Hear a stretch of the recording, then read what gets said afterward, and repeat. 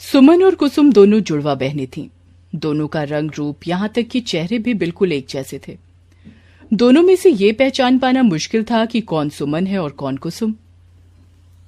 अरे ओ सुमन, सुनती क्यों नहीं? चल उठ जा जल्दी से और जाकर फटाफट धो दे सारे बर्तन।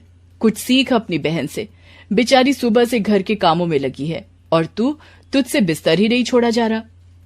क्या माँ, तुम हमेशा ऐसे ही करती हो। मैं सुमन नहीं कुसुम हूँ।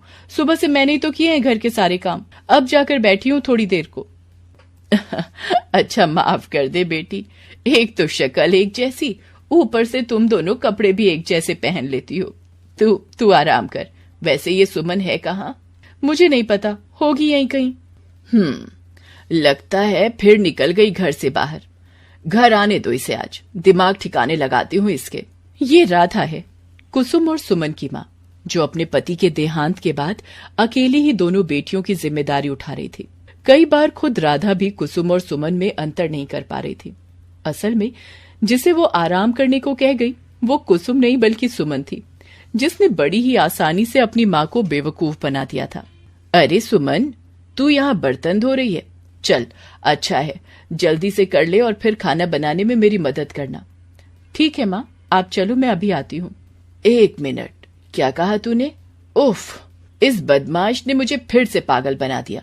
तू कुसुम है ना? हाँ माँ, कोई बात नहीं, जाने दो, मैं ये बर्तन धो के खाना बनवा दूंगी आपके साथ। अरे ऐसे कैसे?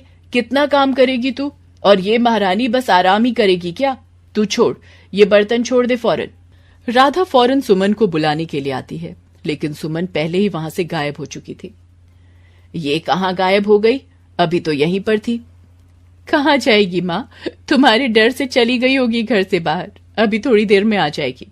नहीं, आज मैं इसे घर में घुसने ही नहीं दूंगी। घर का एक काम नहीं करती, ऊपर से झूठ भी बोलने लगी है।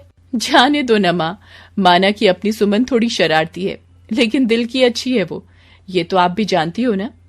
हाँ बेटी, लेकिन दुनिया दिल नहीं देखती, आदतों से ही इंसान की पहचान होती है, खास करके लड़कियों की। यहाँ तो तू इसकी गलतियां ढाक लेती है, पर ससुराल में वहां कौन करेगा इसकी हिमायत? सब ठीक हो जाएगा माँ, मैं समझाऊंगी इसे, वो समझ जाएगी और सुधर भी जाएगी। कुसुम ने कई बार सुमन को समझाने की कोशिश की, लेकिन सुमन पर कोई फर्क नहीं पड़ा। उसे हमेशा से ही बिना कुछ किए बस आराम की जिंदगी चाहिए थी। ना तो उसका घर के कामों में मन लगता था और ना ही पढ़ाई लिखाई में। सुमन, क्या है ये? तेरी तो सप्लीमेंट्री आई है, ये कैसे हो गया? अब जो होना था वो हो गया। अब सुनना, तो इस बारे में मम्मी को मत बताना, ठीक है? नहीं, मम्मी से कैसे छिपा सकते हैं, उन्हें तो बताना ही होगा। और फिर तुझे सप्लीमेंट्री का फॉर्म भरने के लिए फीस भी तो चाहिए होगी। उसकी चिंता तू मत कर, फीस के पैसों का इंतजाम मैंने कर दिया है, और पास होने का भी। तो क्या मतलब? तेरे पास पैसे कहाँ से आए और तू करने क्या वाली है? अरे वो मेरा दोस्त है ना सूरज, उसने सारी सेटिंग कर रखी है, सब हो जाएगा। बस तू मम्मी के सामने अपना मुंह बंद रखना, समझी ना? लेकिन सुमन, ये गलत है, अब भी वक्त है, तू मन लगाकर पढ़ाई कर, मैं तेरी मदद करूंगी। चुप कर तू, और मम्मी के सामने भी चुप ही रहना, समझी? कुसुम सीधी साधी लेकिन बहुत समझदार थी। वो हमेशा सुमन की गलती को छिपा लेती थी और अपनी माँ राधा से कुछ भी नहीं कहती थी, क्योंकि वो राधा के संघर्ष को समझती थी और नहीं चाहती थी कि किसी भी वजह से राधा को तकलीफ पहुंचे। दूसरी तरफ सुमन, जिसे ना तो अपनी माँ की तकलीफों से कोई मतलब था और ना खुद के भविष्य से, वो तो बस आज में जीती, बीता हुआ कल और आने वाला कल। वक्त ऐसे ही बीता, लेकिन वक्त के साथ और समझदार होती गई और सुमन और भी ज्यादा लापरवाह। मम्मी, मुझे ये शादी नहीं करनी, तुम मेरे लिए लड़के वाले से मना कर। हैं? ये क्या बोल रही हो? सुमेश को तो तूने ही पसंद किया था ना, फिर अब क्यों मना कर रही है? वो इसलिए क्योंकि मुझे लगा था कि सुमेश से शादी के बाद सब कुछ बढ़िया हो जाएगा, मैं अपनी मर्जी से अपनी जिंदगी जी सकूंगी। लेकिन तुमने तो इस कुसुम को फिर मेरे पीछे लगा दिया। क्या जरूरत थी उसका रिश्ता सुमेश के छोटे भाई रमेश से करवाने? मैंने पहल नहीं की थी, इन लोगों ने खुद ही कुसुम को मान लिया, तो मैं क्या करती? इतने अच्छे रिश्ते को मना कर देती क्या? और वैसे भी इसमें बुराई ही क्या है, बल्कि ये तो अच्छा ही है। कुसुम तेरे साथ रहेगी तो तुझे सही गलत बताती रहेगी। हाँ, मुझे सब पता है क्या करेगी, बात बात पर मेरी माँ बनेगी और मुझे ज्ञान देती रहेगी। सुमन और कुसुम का रिश्ता एक ही घर में तय हुआ था। बड़े भाई सोमेश और सुमन की शादी होने वाली थी और छोटे भाई रमेश के लिए कुसुम को पसंद किया गया। परिवार बहुत ही अच्छा था। पैसे वाले होने के साथ साथ पूरे परिवार में अच्छे संस्कार थे। सुमन को लगा था कि उसकी शादी ना करने की धमकी से राधा कुसुम का रिश्ता तोड़ देगी, लेकिन जब ये नहीं हुआ तो मजबूरन सुमन को चुपचाना पड़ा और दोनों बहनें एक साथ एक ही घर की बहू बन गई। सुमन, ये लो पूजा पर ये साड़ी ना, मैं नहीं पहनने वाली। शादी को पूरे 15 दिन हो गए और मेरा दिमाग खराब हो गया ये सब पहन के। मैंने आज के लिए ये खास ड्रेस मंगवाई है ऑनलाइन। ये ले। अरे ये क्या? तू पूजा पर ये ड्रेस पहनेगी? तेरा दिमाग तो ठीक है। दिमाग तेरा ठिकाने पर नहीं है जो यहाँ भी मुझे ज्ञान देने की कोशिश कर रही है। देख कुसुम, हम ट्विंस हैं, तो अब तक ना तू मुझसे बड़ी थी और ना ही मैं तुझसे, पर यहाँ रिश्ता बदल गया। यहाँ मैं तेरी जेठानी हूँ और तू मेरी देवरानी, तो ज्ञान देने का काम मेरा है, समझी ना? चल अब जाए यहाँ से।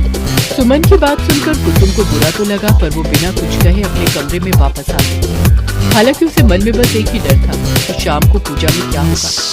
सुमन ने जैसा कहा था वो अपनी मॉडर्न ड्रेस पहनकर ही तैयार थी, लेकिन वो जैसे ही अपने कमरे से बाहर निकली तो ओह सॉरी, गलती हो गई, पता नहीं कहाँ ध्यान था मेरा। मुझे सब पता है, तेरा सारा ध्यान बस इसी बात पर था कि कैसे तू मेरी इतनी अच्छी ड्रेस खराब करे जो तूने आखिर करी थी। सच में तुम समझती तो मैं पहले भी थी, पर अब पूरा यकीन हो गया है कि तू मुझसे कितना जल्दी है। तूने जानबूझकर मेरी ड्रेस खराब की है ताकि मैं सबके सामने तुझसे अच्छी न दिखने लगूं। अब मैं क्या पहनूंगी? मेरे पास बस यही तो एक ड्रेस थी।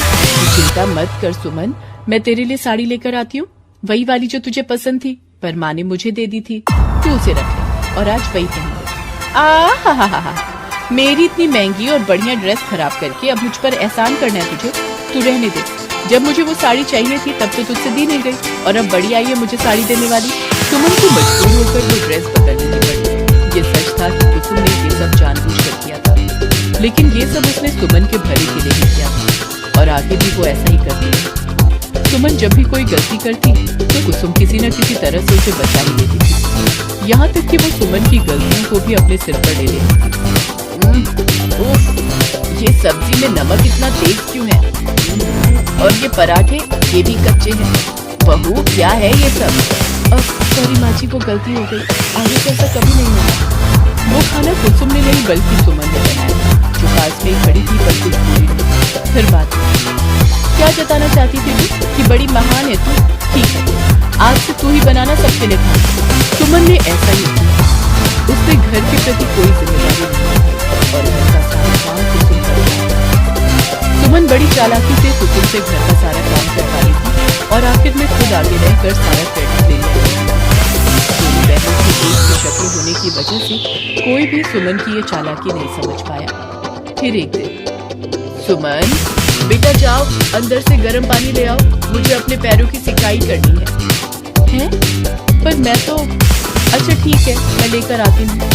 उफ, इस बुढ़िया को भी अभी रोकना था। इतनी मुश्किल से तो सोमेश को मुझे बाहर ले जाने का टाइम मिला है। वो बाहर मेरा इंतजार कर रहे होंगे और ओहो, लगता है लेट हो जाओगी। जल्दबाजी में गर्म पानी ले जाते हुए सुमन का पैर फिसल गया। सुमन के साथ बड़ा हादसा हो सकता था, लेकिन कुसुम ने ऐसा होने नहीं दिया। उसने सुमन को संभाला, लेकिन इस सब में सारा गर्म पानी उसके खुद को उठा गया, जिस वजह से उसका शरीर काफी हद तक चल गया। अब कुसुम बिस्तर पर थी और सुमन शर्मा। कुसुम, ये क्यों किया तूने? मैंने हमेशा तेरे साथ इतना गलत व्यवहार किया, फिर भी तूने मुझे क्यों बचाया? मेरी वजह से क्या हालत हो गई तेरी? कोई बात नहीं, मैंने वही किया जो मुझे ठीक लगा, और तूने भी तो हमेशा वही किया जो तुझे ठीक लगा। सुमन, तू मुझसे भले ही कोई रिश्ता निभा या ना निभा, पर मेरे लिए तू हमेशा मेरी प्यारी बहन रहेगी। सुमन को अब जाकर अपनी गलतियों के साथ साथ कुसुम की अहमियत का भी एहसास हुआ। दोनों भले ही जन्म से जुड़वा बहन, लेकिन इनके रिश्ते में ये जुड़ाव पहली बार आया। इसके बाद से सब बदल गया। सुमन ने खुद को पूरी तरह से बदल दिया। वो घर की जिम्मेदारियां निभाने के साथ साथ कुसुम का भी खूब अच्छे से ख्याल रखने लगी, क्योंकि अब वो कुसुम की जेठानी से उसकी बहन जो बन गई।